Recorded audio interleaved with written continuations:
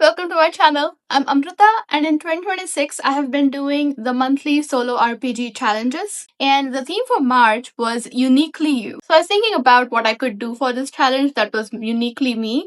And one of the things that I love doing that I have not seen many other people do is to explore real life cities and locations and experiences through the lens of my favorite media. For example, one of my favorite videos I've ever made is the New York City vlog, where I explored the city through the lens of the characters from Dimension 20's Unsleeping City. I've also used books to explore New York City in a billionaire romance series and in a queer romance and through sports romance. That's kind of like my thing, is that I love exploring real life locations through media, and I wondered if I could do it through a solo RPG. The timing lined up really well because I was going to Paris for the third time. I work for a company that is headquartered in Paris, so I get to visit pretty often. For my third time in Paris, I was taking time off. I had a whole week just to do touristy stuff around the city. And as I was looking for games to play during that vacation, I came across this game called The Souvenirs, where you come up with a fictional place and then you spend a week in that place and you collect souvenirs for your friends and family back home. And the prompts for that game lined up so well with all the things that I wanted to do in Paris. So it was just like, perfect timing, perfect game, perfect place. So that's what I did. I let this game decide my itinerary for my Paris vacation, and here's how it went.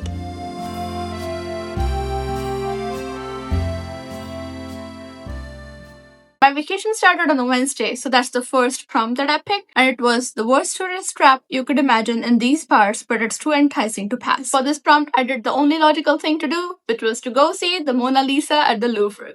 Another one of my goals for this trip was to get to know the history of Paris, and so I opted for a guided tour of the Louvre instead of just going by myself, and I think that was the best decision I had made because our guide was amazing. She was so knowledgeable and so passionate, crafted a beautiful story through the museum and her favorite highlights of the museum, and then she also shared the story of the Mona Lisa and why it's important, or like why it's famous, and turns out it's famous because it's one of the only 20 masterpieces Da Vinci painted, and also that it got stolen. It was found and returned, so it kind of like was in the news for a while, which is how it gained its popularity. And that was an interesting tidbit of history to learn. An unexpected benefit of this tour was that I now have a newfound appreciation for sculptures, like marble sculptures. And again, the guide was so good at explaining how difficult it is to work with marble, and if you make a mistake, there is no going back, so you have to be super careful, and how expensive it is if you do make a mistake. And had never thought about it at all, to be honest. And then we came across these beautiful marble sculptures that you can see their face and expressions through the veil, and it's just a masterpiece. I went into the Louvre thinking the highlight is going to be the Mona Lisa, but I gained so much more out of it than I expected.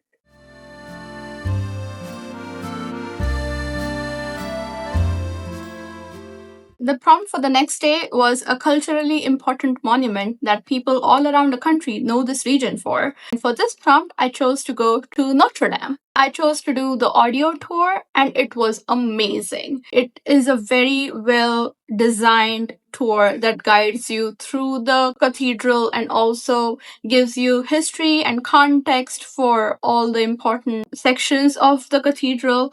My favorite part was that I got to see Point Zero for France, the point from which all distances in France are measured. My goal for this trip was to learn about Paris history, so I've been reading up on this tiny little island. This big mega city that we know of today had its origins in this humble little island in the middle of the river, and this point being the point zero for the entire country.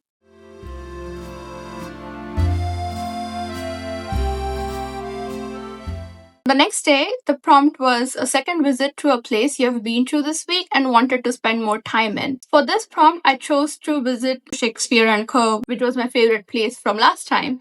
And then I was just like roaming around, and then I stumbled across Paris Fashion Week. Like, I was just literally just walking down the street, and then I came across this huge crowd of people with cameras. And so that was like the unexpected treat of the day, is to just stumble across the Paris Fashion Week events. Paris always has a way to surprise you.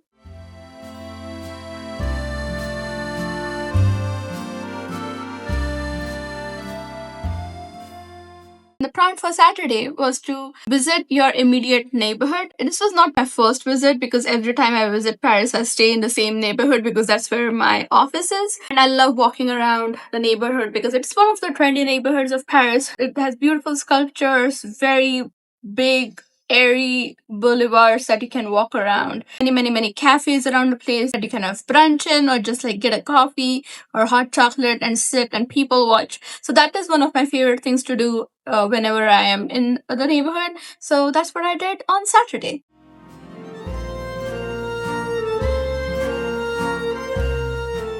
The prompt for the next day was to go to a small museum preserving the culture around a very specific local tradition or story. For this, I chose to go to the Orsay Museum. It is a museum that was originally a railway station, I think one of the first railway stations in Paris. It's very grand and it's beautiful. But after the type of trains that they were using at the time got discontinued, they converted the train station into a museum.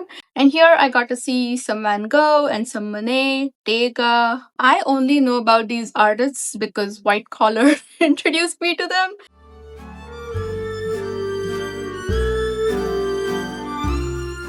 On Monday, prompt was to go on a shopping spree in the biggest commercial street around. Instead of a commercial street, I went to the Galeries Lafayette. This was the most beautiful shopping experience of my entire life.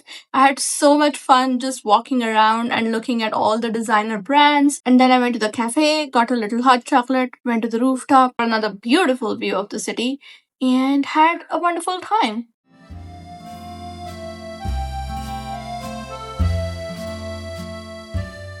And then on Tuesday, the last day of the vacation, prompt was to take a long trip atop the highest landmark in the region.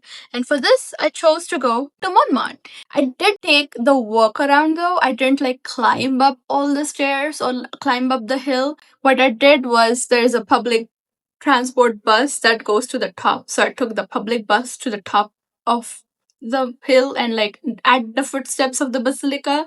And then I roamed around the village and then I had like hot chocolate and had like a little brunch. It was one of my favorite neighborhoods of Paris. I see why it is such a big tourist attraction. It was very cute, very charming, very crowded, even though it was like the middle of the week during off season. But I can see why it was crowded. I can see the charm, and I would love to go back someday. And that was the end of my Paris vacation. Just had a great time in Paris, and I can't wait to go back. And thanks so much for watching, and happy playing. Bye.